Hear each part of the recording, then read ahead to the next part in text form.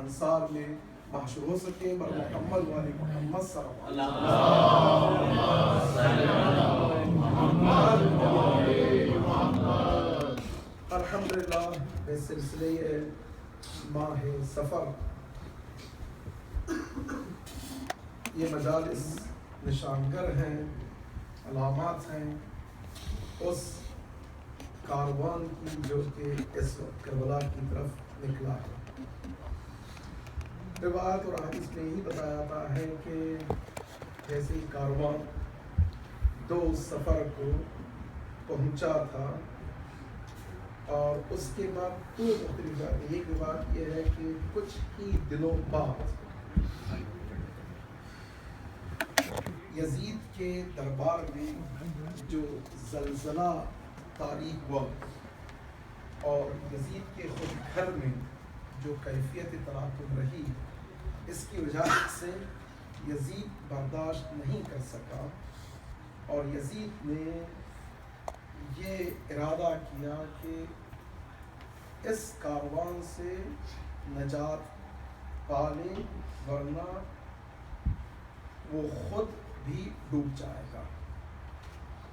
چنانچہ 7ویں دن جو کہ آج کی شب ہے، کل رہائی ہوئی، لیکن شہید مطہری اور دوسرے بزرگ علماء فرماتے ہیں کہ یزید شقی القلب چند دنوں میں آزاد نہیں کیا، پورا 1 سال رہے اور پھر اگلے سال اسی دنوں میں رہائی۔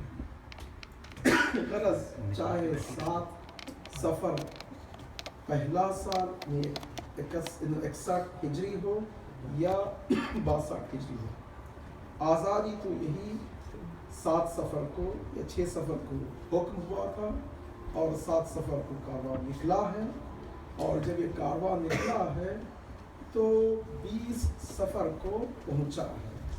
اب اس کی نورانیت یہ رہی ہے کہ اس وقت سے لے کر آج تک کتنے ایسے یزیدی غدار ظالم جابر آتے گئے اور اپنی پوری سعی و کوشش کرتے گئے، یہاں تک کہ کربلا کو حملہ کیا، قبر کے نشانے مٹانے کا ارادہ کیا، گھوڑے دوڑائے گئے، وہاں پر کھیتی باڑی کا ارادہ کیا ہر اعتبار سے، لیکن جس طرح سے جو امام فرماتے ہیں کہ جس نور کو خدا تعالی محفوظ رکھتا ہے اس کو چنانچہ نور مٹا نہیں ہے۔ 14 صدیوں بعد بھی اگر آپ دیکھیں تو آنکھیں تنگ رہ جاتی ہیں، دل حیران ہوتا ہے، وجود منقلب ہو جاتا ہے۔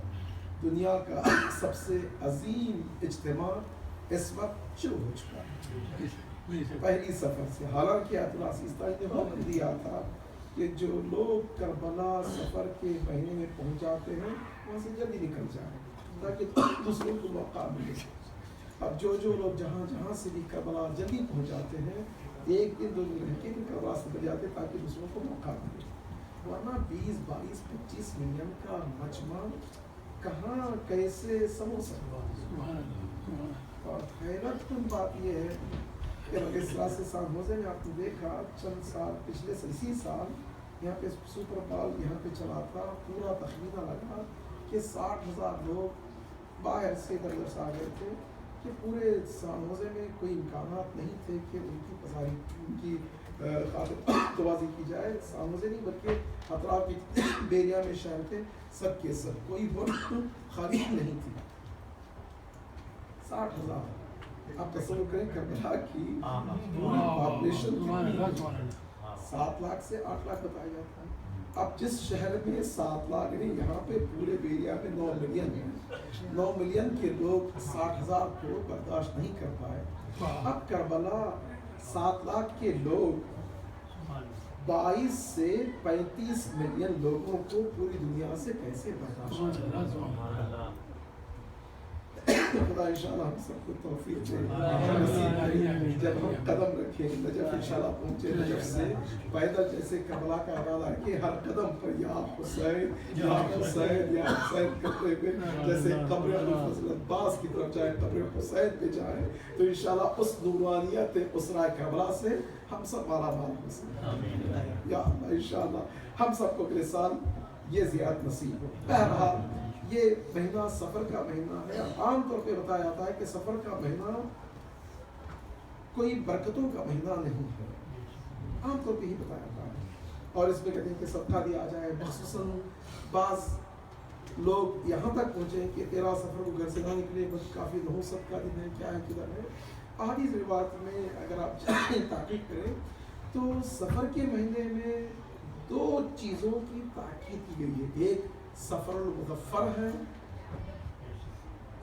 مظفر کی معنی یہ ہے کہ کامیابی کا دن ہے، اور دوسرا سفر منحوس ہے جس میں نحوستیں آتی ہیں. دونوں روایت حدیث میں بتائے گئے.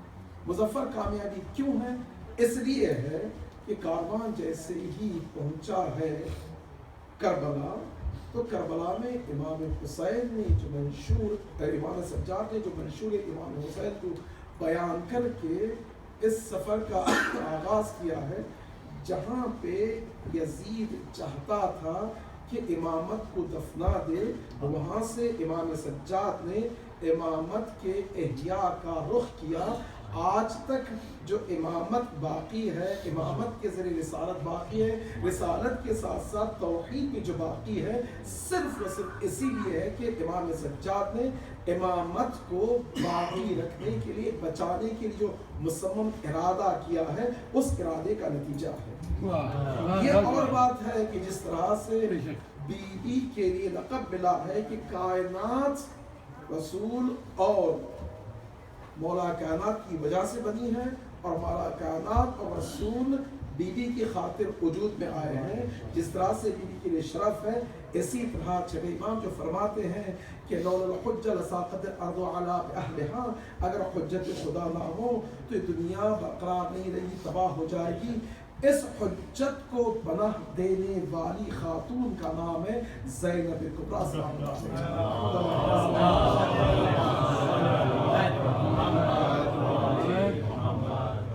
چنانچہ یہ ایک وجہ یہ ہے. اور دوسری وجہ یہ بھی بتائی گئی ہے کہ اس سفر کے مہینے میں خدا تعالی جو دعائیں بحق و طفیل حسین عطا کرتا ہے، اور جتنی دعائیں اس سفر کے مہینے میں نازل ہوتی ہیں، اس کا کوئی حد نہیں. اللہ، اس سے اور بڑھ کے کیا ہو سکتا ہے کہ قدم اٹھے یا حسین، اور تربت حسین نے اپنے لیے شفا کا ذریعہ بنائے، اور اللہ سے دعا مانگے کہ اس سے اور کوئی قبہ ہو سکتا ہے، کہ اس سے اور کوئی جگہ ہو سکتی ہے جہاں پہ برکات اور رحمات بارش کی طرح نازل ہوتی رہیں. کوئی ایسی جگہ نہیں ہے. یہ وجوہات ہیں. لیکن نحوست کیوں ہے؟ نحوست 2 وجوہات بناتے ہیں. سب سے پہلی وجوہ، دونوں وجوہات اگر آپ جائیں دیکھیں تاریخ میں، آپ ڈھونڈیں، ہر امام کو پوچھیں نحوست کب آتی ہے، اس کے لیے خود چھٹے امام اپنی دعا میں جو دعا کرتے ہیں، وہ کون سی دعا ہے؟ جو دعائے مشہور، جو دعائے افتتاح ہے، اس دعا میں کیا کہا ہے؟ اللہم انا نشکو الیک فقد نبینا وغیبت ولینا. خدا تجھے اگر شکایت ہے، 2 چیزوں کی شکایت ہے. ایک یہ ہے کہ رسول ہم سے مفقود ہو گیا، اس دنیا سے چلا گیا، اور دوسرا کیا ہے؟ جو امام ہماری آنکھوں سے اوجھل ہو گئے، پردے غیب میں چلے گئے. اب یہ دونوں وجوہات اسی مہینے میں بھی ہیں. اس مہینے میں رسول کا اس دنیا سے جانا، اور اسی طرح غیبت کبریٰ کا آغاز اسی مہینے میں ہوا. چنانچہ یہ 2 وجوہات کی بنا پہ کہا جاتا ہے کہ نحوستیں آئی ہیں. اسی لیے روایت حدیث میں کہا تھا کہ پورے مہینے میں صدقہ دیا جائے. حالانکہ کوئی ضروری نہیں ہے کہ 13 کو ہی صدقہ دیا جائے، لیکن عام طور پر صدقے میں 2 چیزیں بتائی گئی ہیں. سب سے پہلی چیز یہ ہے کہ صدقہ امام کے لیے دیا جائے.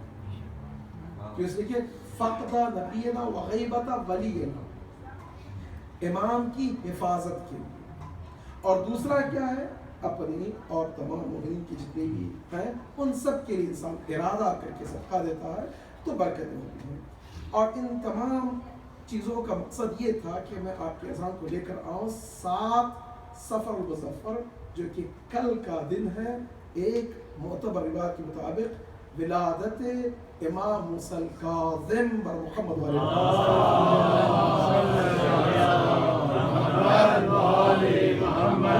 ارواح العالمین لمقام الفدا ہے. اور آپ کی جو حدیث ہے یہ حدیث آپ کی سما خراشی کے لیے میں یہ تمام زحمت دی ہے. وہ حدیث کیا ہے جس طرح سے پہلے پڑھ چکا ہوں. اور حالانکہ یہ ہوتا ہے کہ جو ذاکرین اور علماء باہر سے آتے ہیں دو فائدے ہوتے ہیں. ایک یہ کہ بتا کے چلے جائیں, سوال بھی نہیں کر سکتے, موقع بھی نہیں, اور دوسرا کہ آپ پکڑیں گے بھی نہیں, دونوں طرح سے. لیکن یہاں پہ جو رہ جاتا ہے بیچارہ یا آپ کی بدبختی, اس میں دو نقصانات ہیں. ایک ہے کہ پھر سوالات کیے جاتے ہیں, آپ کا امتحان ہوتا ہے, اور دوسرا ہے کہ مجھ سے پوچھا جاتا ہے کہ یہ بات کہاں سے ہے, یہ حدیث کہاں سے ہے, آپ کہاں سے نکالے.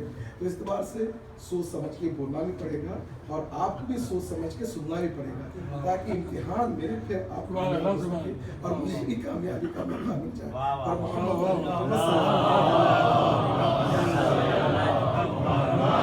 اس سے پہلے میں حدیث پڑھ چکا ہوں. یہ حدیث کیا ہے؟ 7ویں امام چونکہ آپ کی ولادت ہے, آپ کی ولادت سے تبرک حاصل کرنے کے لیے میں حدیث پڑھا ہوں, تاکہ انشاءاللہ آپ کی ولادت کی طفیل ہم سب کو زیارت حسین نصیب ہو جائے, ہمارے نام انشاءاللہ زوار حقیقی امام حسین میں معشور ہو سکے. امام فرماتے ہیں وجدت علم الاولین والآخرین, میں اپنی نگاہ امامت سے دیکھا, اولین سے لے کر آخری تک تمام علوم کو اپنی مٹھی میں سمویا, اور میں دیکھا ان علوم کا مجموعہ اور اسارہ 4 چیزیں. سب سے پہلی چیز یہ ہے کہ ان تعرف ربک, تم اپنے رب کی, اللہ کی, خالق کی, خدا کی پہچان رکھو. اگر انسان اللہ کی پہچان رکھ لیتا ہے تو کامیاب ہو. دوسرا کہ ان تعرف ما صنع بک, تم اپنی معرفت حاصل کرو کہ تم کیوں آئے ہیں, اللہ تمہیں کیوں بنایا ہے, مقصد خلقت کیا ہے. تیسرا ما اراد من, اللہ سبحانہ وتعالیٰ تمہیں کیا چاہتا ہے, وظیفہ کیا ہے. اللہ شناسی, اللہ کو پہچانو, اپنے کو پہچانو اور اپنی ذمہ داری کو پہچانو. چوتھا کیا ہے؟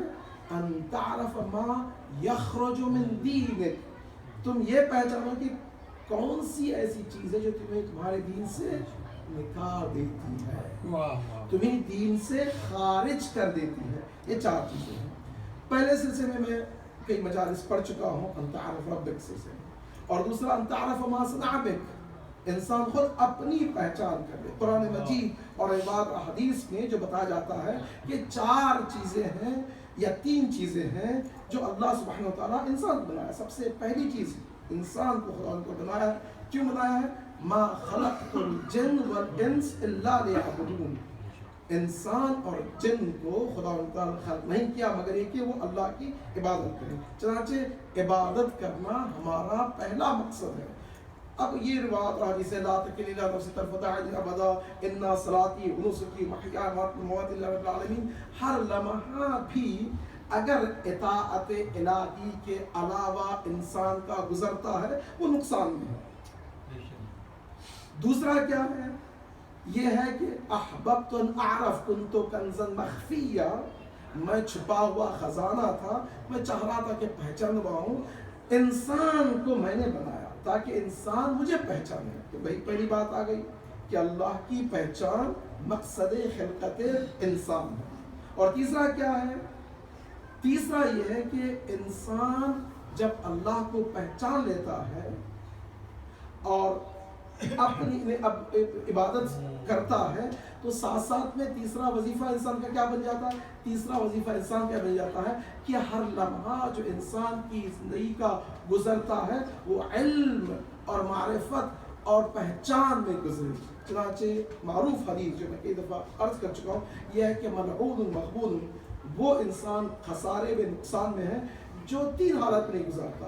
یہ ایک حالت ہے کہ انسان سیکھے, دوسرا سکھائے, تیسرا جو سیکھا ہے عمل کرے. چنانچہ ہماری نشستیں, ہماری برخاستیں جو کچھ ہیں یا ہم سکھا رہے ہیں یا سیکھ رہے ہیں یا عمل کر رہے ہیں. یہ مجلس تینوں اساروں کا مجموعہ ہے. اللہ کی پہچان بھی ہے، خود کی پہچان بھی ہے، معرفت بھی ہے، سیکھ بھی رہے ہیں، سکھا بھی رہے ہیں، اور جو سیکھ رہے ہیں اس پہ عمل کر رہے ہیں. اور اس عمل کا اوج کیا ہے؟ آنکھوں سے جب انسان کے آنسو بہ جاتے ہیں معرفت حسین میں جو اسارا ہے، اس سے انسان معرفت حاصل کر لیتا ہے، عمل بھی کر رہا ہے. بر محمد علیہ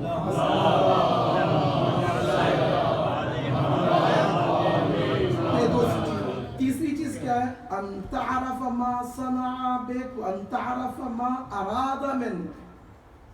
ہمارا وظیفہ کیا ہے؟ آپ نے کئی مجالس اس سلسلے سن چکے ہیں اور پورا مطلب محرم سفر میں انشاءاللہ سنتے آئے کہ انسان کا وظیفہ اور ذمہ داری کیا ہے. میں اس طول و تفصیل نہیں جانا چاہتا. چوتھی گفتگو کیا ہے؟ میں جلدی جلدی لے کے آ رہا ہوں آپ لوگوں کے اذہان کو جس مقصد کے لیے. چوتھا کیا ہے؟ ان تعرف ما تخرج من دینک. انسان پہچانے کہ کون سی ایسی چیز ہے جو انسان کو دین سے الگ کر دیتی ہے. اب آئے دیکھیں تاریخ اسلام میں دین کو الگ کرنے کے لیے جو کچھ کارنامے انجام دیے ہیں وہ کون سے کارنامے ہیں؟ رسول اللہ کے زمانے میں نفاق تھا لیکن اوپن نفاق نہیں تھا.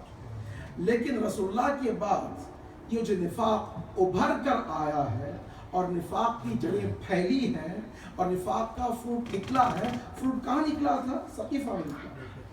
چنانچہ سب سے پہلی چیز منافق دین کو انسان سے چھیننے کے لیے کیا کیے تھے؟ وہ کیا کیے تھے؟ خلافت کو غصب. خلافت کا غصب کرنا یعنی دین کا انسان سے چھین لینا. اگر خلافت نکل جائے انسان سے تو دین کہاں رہ جاتا ہے؟ دین وہی آپ جا کر دیکھیں جو ابھی اس وقت داعش آئیسس جو دین چلا رہے ہیں وہ دین باقی رہ جائے گا. یہ دین ابھی تو نمن ہے، بہت ہی خوبصورتی کے ساتھ اپنے دور میں سب چل رہا ہے. تلاوت قرآن ہے، نماز ہے، سب کچھ ہے. لیکن اگر نہیں ہے تو حقیقی اصلی دین ہے جو کہ آج نہیں چھینا گیا. اب یہ تصور نہ کریں کہ آج چھینا گیا، نہیں، سقیفہ میں اس دین کو چھینا گیا. چنانچہ چھٹے امام کی جو حدیث ہے بہت ہی عمدہ حدیث ہے جو کہ مختلف معتبر کتابوں میں اس میں علامہ طباطبائی المیزان میں نقل فرماتے ہیں. وہ حدیث آیت کے ذریعے سے جو اللہ سبحانہ وتعالیٰ کو تمام وہ لوگ جو گمراہ ہو کے جہنم میں جاتے ہیں وہ عرض کرتے ہیں ربنا ارنا الذین اضلانا من الجن والانس لنجعل تحت اقدامنا. اے خدا ان دو کو بتا جو جنہوں نے ہمیں دین سے نکال دیا تھا. اس کا نتیجہ یہ ہوا کہ ہم گمراہ ہو گئے اور ہم چاہتے ہیں کہ ان کو اپنے پیروں رون دیں. ان تجعل تحت اقدامنا. اب چھٹے امام فرماتے ہیں واللہ واللہ واللہ، یہ دو جو دین کو خارج کیے تھے وہ کون سا تھا؟ عن ولایتنا اضلاکم، تمہیں گمراہ کیے تھے ہماری ولایت سے. اب وہ دو کون تھے؟ اشارہ کرتے ہیں واللہ ہما وہی دو. میں اس کی طول تفصیل میں نہیں جانا چاہتا. یہ جو ہے سب سے پہلا ان کا کارنامہ کیا تھا؟ خلافت کو، امامت کو دین سے جدا کر دیا. اب جب دین سے خلافت اور امامت جدا ہو جائے اس کا نتیجہ کیا ہوتا ہے؟ نتیجہ ہوتا ہے کہ دین بغیر روح کے باقی رہ جاتا ہے. اب اس میں اگر امام نہیں بولتا تو کون بولے گا امام کی جگہ پر؟ یہ ابن تیمیہ بولے گا، ابن قیوم جوزوی بولے گا، یہی بولے گے نا. اب اگر حقیقی وارث نبی کو اگر وحی نازل نہ ہو تو کس کو وحی نازل ہوگی؟ کعب احبار. اب جائیں دیکھیں کتابوں میں دیکھیں جو لوگ وحی کے سلسلے میں یہ کہتے ہیں کہ رسول اللہ کے وفات پر وحی ختم ہو گئی، وہی کہتے ہیں کہ 4 لوگوں کو وحی نازل ہوتی رہی. ایک ابو ہریرہ، ایک کعب احبار. اب دیکھیں ہاں دیکھیں ایک صحیح بخاری خود کہتے ہیں کہ صحیح بخاری کہتے ہیں کہ جب بھی مجھے کوئی حدیث لکھنی پڑتی تھی 2 رکعت نماز پڑھ کے بیٹھ جاتا تھا، فرشتہ آ کے مجھے بتاتا لکھ دیتا. اب دیکھیں اگر آپ حقیقی وارث کو وحی سے الگ کر دیا جائے تو ایسے ہی ملیں گے جن کو وحی نازل ہو رہی ہے. اب ان سب کو وحی نازل ہو سکتی ہے اور جو وحی کا وارث ہے اسے وحی نازل نہ ہو. انسان کے عقل میں جب پردے پڑ جاتے ہیں تو ان پردوں کو کوئی ہٹا نہیں سکتا. خلاصہ یہ ہے کہ سب سے پہلی چیز انہوں نے کیا کہ امامت کو الگ کر دیا سقیفہ میں. اس کے بعد جتنی بھی بدبختیاں پریشانیاں مصیبتیں آئی ہیں یہی. دوسرا کارنامہ کیا کہ انہوں نے دوسرا کارنامہ یہ کیا کہ اکنامک اور اسی طرح سوشل بائیکاٹ کیا گیا. اجتماعی اور اقتصادی پابندیاں ناکہ بندیاں ہو گئی. معمولی بات نہیں ہے, آپ 1000 مرتبہ سن چکے ہیں, لیکن جب بھی انسان سنتا ہے اس کے بدن سے رونگٹے کھڑے ہو جاتے ہیں اور دل لرزنے لگتا ہے. وہ علی, وہ مولا, وہ آقا جو آیا تھا انسان کو انسانیت کی کمال تک لے کر جائے اور بشر کو خلیفۃ اللہ کا مزہ چکھائے, وہ محدود ہو جائے, مدینہ کی گلیوں میں کولی مزدوری کے لیے جاتا رہے اور کوئی مسلمان نہیں ہے جو مزدوری دے سکے. یہودی کے باغ میں 2 سال کام کرتا رہے. پورے مدینے میں یہودی کے علاوہ کسی کے اندر جرأت نہیں تھی کہ علی کو مزدوری دے. اس سے بڑھ کر اور کیا بدبختی ہو سکتی ہے؟ انسان کہاں تک گرتا جائے. اقتصادی کا پابندیاں اور اکنامیکل پابندیاں ہر اعتبار سے. دوسرا کام, تیسرا کام کیا کیا؟ تیسرا کام یہ کیا کہ جتنے بھی میڈیا کے وسائل تھے سب کے سب مولا سے الگ کر دیا.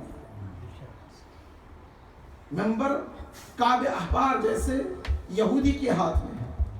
ابو ہریرہ نماز جمعہ پڑھا رہا ہے اور مولا کائنات بیٹھے صبر تو فی العین قضاء فی الحلق شجاع. خار مغیلان آنکھ میں اور ہڈی حلق میں 25 سال تک دیکھتا رہے. بندر اور کتوں سے بدتر جانور مسجد رسول پہ ممبر رسول پہ جائیں اور اعلان کرتے رہیں, خطبہ دیتے رہیں, لوگوں کو گمراہ کرتے رہیں اور علی خاموش. کوئی معمولی بات نہیں ہے. واللہ واللہ واللہ اگر میں یہاں پہ بیٹھ جاؤں, اگر کوئی شخص ممبر سے کوئی ایسی بات کر دے جو میں سمجھتا ہوں حق نہیں ہے, تو میں کیا کروں گا؟ کچھ نہ کچھ راستہ نکالوں گا جو کہ اس کو ٹوکنے کی کوشش کروں گا. ارے یہ علم کل جو اللہ سبحانہ و تعالیٰ سے آیا تھا, انسان کو کمال انسانی کی طرف لے جانے والا, اب وہ مسجد کے باہر سنتا رہے اور لوگ واہیات کی باتیں سنیں اور گمراہ ہوتے جائیں. اس سے بڑھ کر اور کیا بدبختی انسان کے لیے, مسلمانوں کے لیے ہو سکتی ہے؟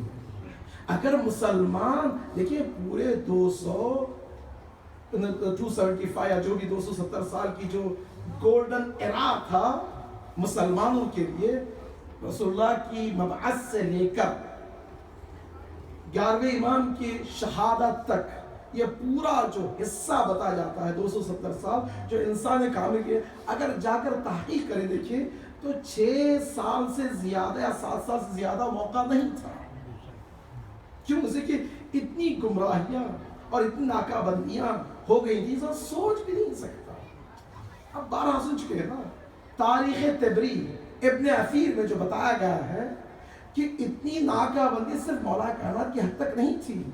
ہم تو سفر کے بعد ربیع الاول کے مہینے میں وداعی مجالس پڑھ کے سمجھتے ہیں کہ امام سجاد کو پھر سے پوڈیم مل گیا تھا. نہیں, امام سجاد آئے, وہی اول اور آخری جلسہ تھا جو آپ کا استقبال کیا گیا تھا.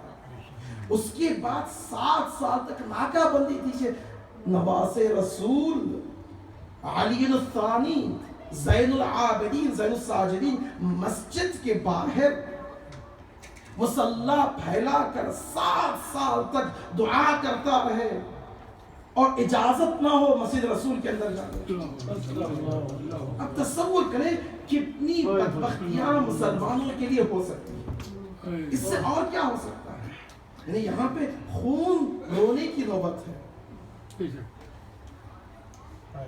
جو کہ خود اہل سنت کے بہت بڑے عالم امام فخر رازی, وہ مصر اعلیٰ کے ذریعے حالت محل ارفعی ورقاء ضاد تعظم تمنعی کہتے ہیں کہ रसूल का कारनामा ये था कि नमाज ऊपर से मेराज से जमीन पर लाए, और सैयद सज्जाद का कमाल ये था कि इस नमाज को फिर मेराज तक पहुंचा दे। अब वो मेराज तक पहुंचाने वाला इंसान मस्जिद के अंदर जाने की इजाजत ना है। साथ ये जुमला काफी है कि इंसान रोता रहे और इंसान अपनी पूरी जिंदगी इस जुमले के लिए वक्त कर दे। अल्लाह अकबर। साथ अगर तस्वीर करें कि इमाम साथ क्या कर रहे थे, किस तरह से तबलीग अंजाम दे रहे थे। तमाम नाकाबंदियां, मीडिया पूरा कंट्रोल, बंदर और कुत्ते से बदतर इंसान हुआ खतीब मिंबर रसूल पर बैठे, खुतबा दे रहे, लानत अली, सब्बे अली करते रहे। यहां तक कि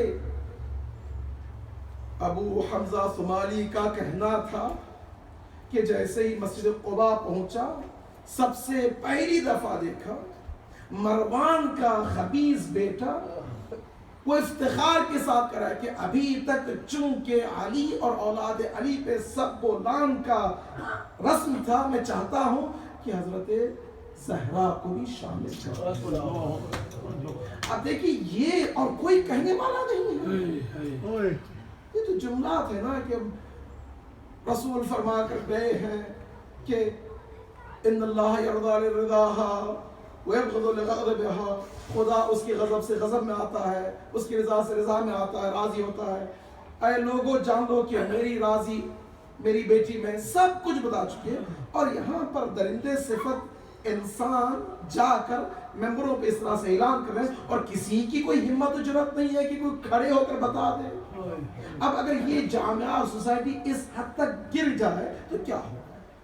ये तीसरा कारनामा था। चौथा कारनामा क्या था? चौथा कारनामा था कि खिलाफत को, इमामत को इतना गिरा दिया जाए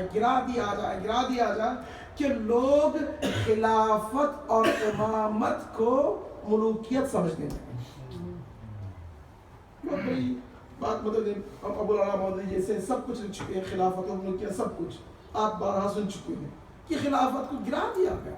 वरना मौला कायनात 7 दिन तक लोग जोग दर जोग आ रहे हैं और बैअत के लिए तैयार हैं।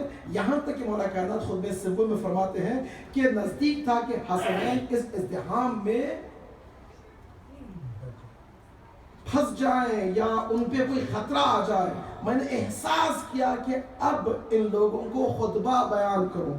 7 दिन तक नहीं, मुझे नहीं चाहिए। ये जो खिलाफत तुम मेरे सामने ला रहे हैं वो बकरी की छींक से बदतर है। एक जुजाम का जो पानी होता उससे बदतर है। इससे और क्या कह सकते हैं? क्यों से खिलाफत इतना नीचे गिरा दिया। तो अब इसके बाद असली खिलाफत गुम हो गई। अब करबला में देखिए, वरना करबला में ऐसी बात नहीं आती, नौबत आ ही नहीं सकती थी। ये सब कुछ हुआ। उसके आखिरी जो इन्होंने काम किया था वो इन्होंने तक़द्दुस सुधारी। यानी जो मुक़द्दस चीज़ें थी मुक़द्दस चीज़ें नहीं रही। बिदअतें हसनात हो गई और सुन्नतें बिदअतें हो गई। इसके 3-4 महीने से मैं पढ़ चुका हूँ। अला इन्न सुन्नता कद उमीतत व इन्नल बिदअता कद उहियत। बिदअतें मर चुकी, जिंदा हो चुकी हैं और सुन्नतें मर चुकी हैं। बिदअत और सुन्नत को, हक़ व बातिल का इन तक़द्दुस दाई इस तरह से हो चुका कि लोग मुकायसा करने लगे अली मअ मुआविया। मौला कायनात दूसरे खुतबे में कहते हैं कि इतना गिरा दिया गया कि जैसे अबू मूसा अशरी से पूछा गया। अबू मूसा अशरी नमाज शक की हालत में कहते हैं कि मुझे ना अली की तरफदारी करनी है ना मुआविया की तरफदारी करनी है। यानी इंसान इस हद तक गिर जाए कि हक़ व बातिल को समझ ही ना सके तो इससे और क्या खैर मुक़द्दस चाहिए। अब वो चाहे जितनी भी नमाजें पढ़ता रहे, रोज़े रखता है, कुछ कोई उसका नमाजों का रोज़ों का कोई फ़ायदा होगा? कुछ भी नहीं होगा। ये चीज़ें हुई। अब ये सब पूरा मुकदमा था कि ये चीज़ें इन्होंने इमामत को गस्ब करने के लिए, इमामत को हक, ये दुश्मन शनासी। इंसान अगर हकीकी दुश्मन को पहचान ले, देखिए 3 किस्म के दुश्मन हैं। एक खन्नास है और दूसरा दुरूनी दुश्मन है जो अपना दुश्मन, और तीसरा बेरूनी दुश्मन। बेरूनी दुश्मन के सिलसिले में قرآن مجید روایت 6 ماہ فرماتے ہیں 7 ماہ فرماتے ہیں کہ الا تفہموا تعقلوا، سوچو سمجھو. جو بیرونی دشمن ہوتا ہے سب سے ضعیف ہوتا ہے. بیرونی دشمن کب آپ کو نقصان پہنچا سکتا ہے؟ جب تک کہ اندرونی دشمن ساتھ نہ دے. اب یہ جو اندرونی دشمن ہے یہ بتائیں کہ کتنے بڑے کفر سب کے سب کتنی طاقتیں خرچ کر کے اسلام کو بدنام کرنا چاہتے تب بھی بدنام نہیں ہوتا. جو آئسس کا یا ان درندوں کا جو قدم ہو رہا ہے اسلام کو بدنام کرنے کے لیے، اس سے بڑی کوئی خدمت کفر کے لیے ہو سکتی ہے؟ انسان سوچ نہیں سکتا. خود تاریخ تبری میں بتایا تھا کہ اگر جو کارنامے دوسرے خلیفہ کے دور میں ہوئے ہیں اسلام کو بدنام کرنے کے لیے، اگر اسلام 1 ملین سال 1 ملین سال ترقی کرتا جاتا اور پورے انبیاء کو پوری طاقت ملتی اسلام کو اوج پہ لے جائیں، جو کارنامے اس دور میں ہوئے ہیں وہی کافی تھا کہ اسلام کو بدنام کر دیا جائے. تصور کریں کہ ایک ہی دور میں اتنی خباثتیں پھیلا دی گئی کہ اگر 1 ملین سال 1,24,000 انبیاء سب کے سب پوری محنتوں سے اگر اسلام کو بلند کرنا چاہتے تھے تو تباہ کرنے کے لیے کافی تھا. تو یہ جو اندرونی دشمن جو ہے خطرناک ہے، اور اس سے اور خطرناک کیا ہے؟ خناس ہے. چنانچہ 7ویں امام فرماتے ہیں شیعتنا، ہمارے شیعہ جان لو یہ جو 2 دشمن ہیں، یہ خناس اور ایک اندرونی دشمن جو دین کا، مذہب کا اور اسلام کا، قرآن کا، نماز کا لبادہ اوڑھے ہوئے ہیں، ان سے بچو. اگر انسان ان 2 دشمنوں سے بچ جائے تو کامیابی ہو جائے گی. اسے کہ یہ جو دشمن ہے اندرونی خناس خود انسان ہے، سمجھتا ہے کہ میں بڑا شانہ ہوں، اور دوسرا انسان جو لبادہ اوڑے ہوئے ہیں وہ دشمن ہے جو سمجھتا ہے کہ یہ بھی اپنا ہے. جو پرایا ہوتا ہے اس کو پہچانا آسان ہے، پہچان کر اس سے انسان شیل حاصل کرنا بہت ہی آسان ہوگا، مشکل نہیں ہوگی. لیکن یہ 2 دشمن ہیں، یہ 2 دشمن خطرناک ہیں. چنانچہ 7ویں امام فرماتے ہیں کہ اگر تم چاہتے ہو کہ اصلی دشمن کی پہچان لو، پہچان حاصل کر لو، تم باہر نہ جاؤ، خود اپنے اندر دیکھو، خود اپنی مسلم امہ میں دیکھ لو کہ کون سے خبیث. آج اگر مکہ میں جو احترام باقی تھا جو ختم ہو گیا ہے، کون ختم کر رہا ہے؟ مکے کا احترام جو صرف اور صرف ایک اپنے لا حول ولا قوت. انسان سوچ نہیں سکتا کہ یہ آج کل جب آپ لوگ کتنا فالو کر رہے ہیں. اسرائیل بڑا خوش ہے کہ مکے کو حملہ کر دیا گیا. سعودی کا ہی اعلان تھا نا کہ کون سا مکہ، کون حملہ کیا ہے، کیا بات ہوئی ہے. یعنی لوگوں کی اذان کو. اب اس کے بعد نتیجہ یہ ہوا ہے کہ خود پاکستان میں 70% سے زیادہ نماز جمعہ میں سب جگہ اگر بات پھیلائی گئی ہے تو صرف یہی پھیلائی گئی ہے کہ مکہ انڈر اٹیک ہے. اب اگر یہ دشمن جو اندرونی کھلا دشمن جو پوری بشریت کے شیرازے کو جو اسلام کا ہے اس کو ختم کرنے کی کوشش کر رہا ہے تو ہم خاموش بیٹھ کے دیکھ کے کیا کر سکتے ہیں؟ سوچے انسان، تصور کرے، اپنے آپ کو اس منزل پر لے جائے. اگر انسان سوچتا رہے تو کہیں سے کہیں نوبت آ جائے. چنانچہ 7ویں امام فرماتے ہیں اگر اس دشمن سے رہائی حاصل کرنی ہے تو تم جان لو تم توفیق الہی حاصل کرو.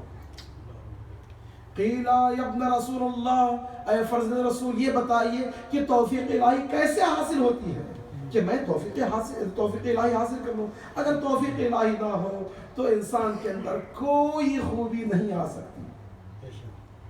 یہ قوت، قدرت، پیسہ، مال، نماز، روزہ، مجلسیں سب کی سب اگر توفیق نہ ہو تو کچھ بھی نہیں. ہمارے بڑے بڑے انبیاء، بڑے بڑے نبی جب بھی کوئی کامیابی آتی ہے تو کامیابی کے فوری بات کہتے ہیں ھذا من فضل ربی. لولا ان رآ برہان ربہ، اگر میں اللہ سبحانہ وتعالیٰ کی طرف سے توفیق نہ دیکھتا گمراہ ہو گیا ہوتا۔ حضرت یوسف علی نبینا دیکھیے علیہ آلہ قسمت، بڑے بڑے انبیاء، اگر اللہ کی توفیق نہ ہو، ایک لمحہ انسان کو خدا تعالیٰ کی توفیق اگر مل جائے تو انسان کا رخ جہنم سے جنت کی طرف آ جاتا ہے۔ یہ توفیقیں آپ دیکھیں کربلا میں، ورنہ اگر توفیق نہ ہوتی، توفیق الہی نہ ہوتی تو حر کا تقدیر کیسے بدل سکتا تھا، بڑے بڑے عظیم سرماؤں کا تقدیر کیسے بدل سکتا تھا۔ زہیر جو اہل بیت کے دشمنوں میں سے تھے، کیسے دوست ہو کر وہ اپنا ستارے کی طرح کیسے چمک سکتے تھے۔ یہ تمام مثالیں ہیں کہ توفیق الہی۔ اب جن کو توفیق نہ ملی، عبید اللہ جوحفی، امام حسین کے بچپنے کے ساتھی دوست، عمر سعد امام حسین کے دوست اور ساتھی، تینوں جنگوں میں، جنگ صفین، جمل اور نہروان میں مولا کائنات کے ساتھ جنگ لڑنے والے، معاویہ کے ساتھ جنگ لڑنے والے، مولا کائنات کے ساتھ رہنے والے، یہ سب کے سب کیسے وہاں پر چلے گئے؟ توفیق جتنا، اگر توفیق نہ ہو۔ چنانچہ ساتھوں میں فرماتے ہیں کہ تم اگر دشمن سے نجات حاصل کرنا ہے تو توفیق حاصل کرو۔ توفیق کیا ہے؟ توفیق 5 چیزوں میں ہے۔ سب سے پہلی چیز جو ساتھوں فرماتے ہیں توفیق انسان کو جو حاصل ہوتی ہے وہ کیا ہے؟ التفکر وتعقل وتدبر۔ اذا سمعتم الکلام تدبروا وتفقهوا وتعقلوا، جب بھی کوئی چیز سنو، جب بھی کوئی چیز دیکھو، تعقل کرو، تدبر کرو، اس کو انالائز کرو اپنے ذہن میں۔ کہیں ایسا نہ ہو کہ گمراہ ہو جاؤ، کہیں ایسا ہو اتنے گرتے جاؤ کہ تم دوست اور دشمن کے درمیان کوئی فرق محسوس نہ رکھو۔ ہوتا ہے نا دوست اور دشمن کے، کیسے دوست اور دشمن کے درمیان فرق نہیں ہوتا؟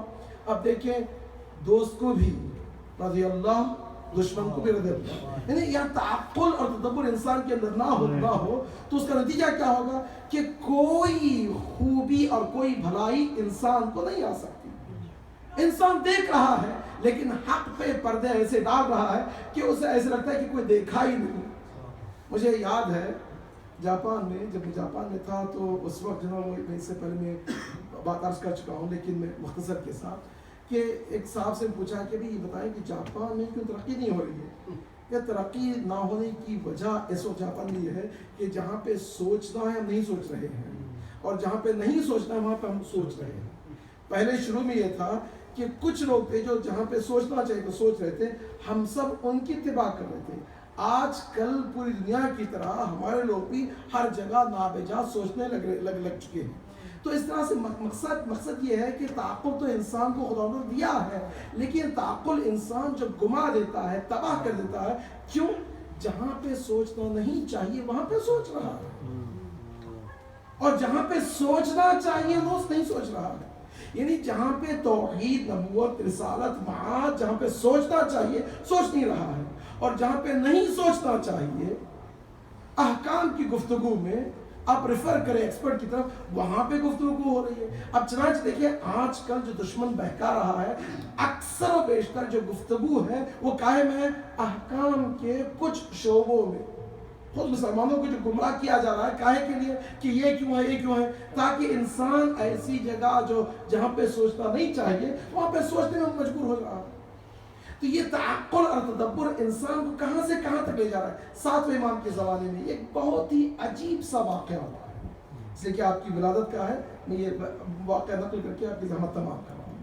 اب دیکھیے منصور دوالقی جو ملعون تھا بنی عباس، حالانکہ بنی عباس بنی امیہ دونوں کے جو جرائم ہیں، دونوں کے جو مظالم ہیں وہ حدوں سے گزر گئے تھے۔ اگر یزید امام حسین کو قتل کیا ہے تو بنی عباس نے بھی قبر حسین پر کئی دفعہ حملہ کر کے اپنا صحیح چہرہ بتا دیا، کوئی چھپی رہتی بات نہیں ہے۔ تو منصور دوالقی کے زمانے میں تھا کہ 7ویں امام کو بدنام کرنے کے لیے، 7ویں امام کو کہ مقام کو نیچے کرنے کے لیے اس نے کیا کیا کہ لوگوں کو، جس میں محمد بن اشعث تھے، محمد بن اشعث 2 ہیں، یہ جو کربلا میں تھا اس کی بات نہیں کر رہا ہوں میں، لیکن جو محمد بن اشعث اسی اشعث خبیث قبیلے کا جو پڑپوتا تھا وہ اس نے بلایا کہ تم جاؤ اپنا اعلان کر دو کہ میں شیعہ ہو چکا ہوں. شیعہ ہو گئے. اس کے بعد اشرفیاں پیسے دیے کہ تم جاؤ مدینہ سادات حسنی اور حسینی جو ہیں ان کو ڈھونڈو. جب سادات حسنی اور حسینی کو جب ڈھونڈو تو ان کو تم کہنا کہ میں شیعہ ہوں اور میرے پاس مال ہے خمس ہے جو کچھ ہے میں دینا چاہتا ہوں تم دو. اور جو شخص نہیں لیتا ان کا نام نقل کر لکھ لو رکھ لو. کیوں؟ اسے کہ جو نہیں لیتا وہ تدبر کرنا اس کو قتل کر دیں گے اور جو لے لیا تو پھنس گیا. جیسے کہ جو حرام مال اپنی زندگی میں آ جاتا ہے تو وہ رنگ دکھلائے گا. تو منصور دوانقی نے یہ بہت ہی بڑی چال سازش کی اور اس کا نتیجہ یہ ہوا کہ سبوں لوگوں کو سادات حسنی اور حسینی کا قتل عام مدینے میں کیا گیا. اور یہی منصور دوانقی کہتے کہ تم جاؤ امام موسیٰ کاظم کے پاس بھی. صفوان عرض کرتے ہیں کہ میں نے دیکھا ہمارے آقا مولا کی خدمت میں محمد بن اشعث آیا ہے اور بہت ہی بڑی بڑی باتیں کر رہا ہے کہ میں شیعہ ہوں کیا ہوں کدھر ہوں. امام نے آنکھوں کو گھور کے دیکھا, کہا کہ اے محمد ابن اشعث اخرج, تم یہاں سے جلدی نکل جاؤ, مجھے معلوم ہے تم کہاں سے لے کر آئے ہو, تمہاری نیت کیا ہے, تم کیا چاہتے ہو اور کس کی طرف سے تم آئے ہو. اس سے پہلے کہ میں برملا کر دوں یہاں سے نکل جاؤ. یہ میری امامت کی رحمت ہے کہ تمہیں اس وقت معاف کر رہا ہوں. محمد بن اشعث کو وہاں پر ایک نور کا راستہ نظر آیا, لیکن اس سے پہلے بھی کئی لوگ نور کا راستہ دیکھے تھے لیکن نور کے راستے سے وہ ہدایت نہیں پا سکے. وجہ کیا ہے؟ اسے کہ ان کے لیے جو عقلوں میں جو تعقل کرنے کے لیے جو قفل بنے ہوئے تھے, سمن بکمن عمی فہم لا یعقلون یفہمون. اگر انسان ایک مجلس میں آئے, مجلس ابا عبداللہ حسین, خدا کی قسم انسان دیکھے 14 صدیوں بعد یہاں پر ٹیکنالوجی میں رہ کر انجینئر ڈاکٹر تمام عنوانات حاصل کرنے کے باوجود اگر فرش عزا میں بیٹھ جاتا ہے, سر جھکا دیتا ہے, آنکھوں سے آنسو بہ جاتے ہیں حسین کے نام سے, اس سے بڑھ کر کوئی اور معجزہ ہو سکتا ہے؟ حسین کے نام, بی بی زینب کے نام, امام سجاد کے نام. معصوم کی بات تو الگ ہے, غیر معصوم حضرت زینب کے نام سے انسان کتنا دل منقلب کر لیتا ہے. اس سے بڑھ کر اور کوئی معجزہ ہو سکتا ہے انسان کو کہ اس معجزے کو دیکھ کر انسان پھر بھی مکھر جائے, یہاں سے جائے اور کوئی اس کا سلام. یہ اور کیا بدبختی ہو سکتی ہے؟ چنانچہ اس فرش عزا میں جب آئے ہیں تو آئیں امام سجاد کی طرح اس مجلس میں بیٹھے اور امام سجاد کی طرح اس مجلس سے جب جائیں تو پیغام دنیا کو بتائیں. اگر دنیا کو نہیں بتا سکے تو ایٹ لیسٹ ہماری نسلیں تو ہیں. خدا آپ کو سلامت رکھے, اس عزاداری کو برقرار رکھے اور اس عزاداری کے سلسلے میں جو بھی دامے درمے سخنے کر رہا ہے ان کو محفوظ رکھے. اس عزاداری کی طفیل آپ احسان نہیں کر رہے ہیں بلکہ عزاداری کا احسان ہے کہ خدا تعالی آپ کے کندھے میں آپ کی ذمہ داری سونپی گئی ہے کہ اس عزاداری کی پاسبانی کر سکے. کبھی کبھار ہو سکتا ہے کہ انسان کوئی ایسے عنوانات کو لے لیتا ہے, لیکن اس سے بڑھ کر اور کیا انسان کی نوکری ہو سکتی ہے کہ مجھے نوکری مل جائے کہ عزاداری کی پاسبانی کروں, زینب کبریٰ کی پاسبانی کروں, امام سجاد کی پاسبانی کروں, ان شہداء کے لیے میں اہتمام کروں جن کے لیے امام سجاد اپنی پوری عمر بھر رویا کرتے تھے, گریہ کیا ہے. اللہ اکبر. ماہ سفر ہے اور ماہ سفر میں عام طور پر اس رائے کربلا کا ذکر آتا ہے, جیسے اسیروں کا ذکر آتا ہے دل پھٹ جاتا ہے. آپ نے بھی سوز و سلام سنا, مرثیات سنا, ہر بند میں انسان کا دل پھٹ جاتا ہے. ہم سب سن کر اگر ہمارا دل پھٹ رہا ہے تو آئے ہمارے آقا ہمارا امام زمان کے بارے میں دیکھیں جو دیکھ رہے ہیں, ہر لمحہ سن رہے ہیں, ہر لمحہ یا حسین کی آواز سن رہے ہیں, حل من ناصر کی آواز سن رہے ہیں. ان کے دل پر کیا گزر رہی ہے, کس طرح سے گریہ کر رہے ہیں, یہ گریا کوئی معمولی بات نہیں ہے، یہ توفیق الہی ہے۔ جو 5 چیزیں میں پوری نہیں کر سکا، ان 5 میں سے ایک چیز کیا ہے؟ البکاء علی الحسین۔ اگر انسان کے آنکھوں سے حسین کے نام سے اگر آنسو بہ جاتے ہیں تو توفیق الہی ہے۔ اس سے بڑھ کر اور کیا توفیق ہو سکتی ہے کہ میں فرش عزا میں بیٹھوں، علی اصغر کا نام سنوں، آنکھوں سے آنسو نکل جائے اور میں جا کے کہوں آقا مولا مجھے بھی ایسا بنا دے جو اصغر جیسا دل عطا کر دے۔ اللہ اکبر، اس سے بڑھ کر اور کیا ہو سکتا ہے؟ ہاں عزیزان، آئے دیکھیں کربلا کی تاریخ میں ایسے ایسے مظالم چھپے ہوئے ہیں جو انسان ہر ظلم کو دیکھتا ہے تو دل پھٹ جاتا ہے۔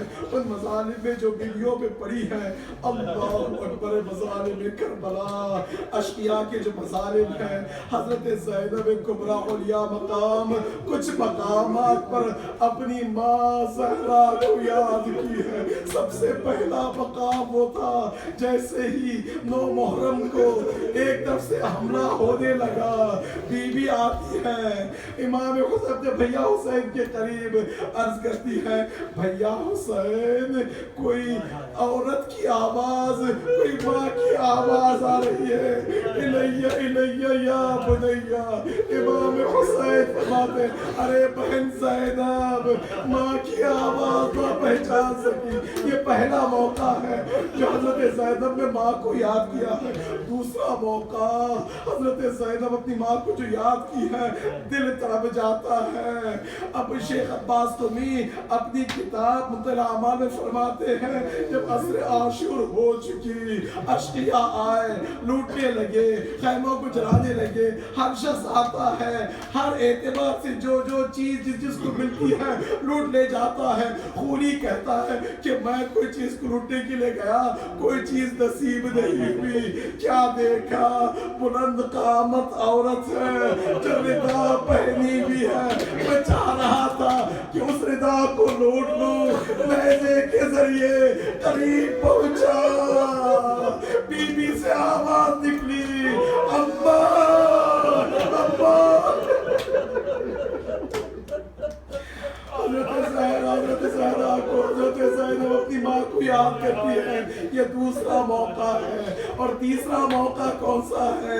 حلب کے قریب جیسے کاروان پہنچا ہے، رباب پر تماچے لگتے ہیں، تازیانے لگتے ہیں، جیسے رباب پہ تازیانے لگے، آواز دیتی ہے یا زینب خذینی، آؤ مجھے بچا دو، جو بچہ حسین کی امانت تھی۔ حضرت زینب سلام اللہ علیہا اس بچے کو اٹھاتی ہے، مدینے کا رخ کرتی ہے، اپنی اماں کو یاد دیتی ہے، یاد کرتی ہے السلام علیکم یا اماں۔ چوتھا موقع، چوتھا مرتبہ، چوتھا مقام، وہ مقام تھا زندان شام۔ حضرت سکینہ جیسے امام سجاد غسل دے رہے ہیں، کیا دیکھا؟ پسلی میں کپڑا چپکا ہوا ہے، آواز دیتے ہیں۔ حضرت زینب سلام اللہ علیہا مدینے کا رخ فرماتی ہے کہ السلام علیکم یا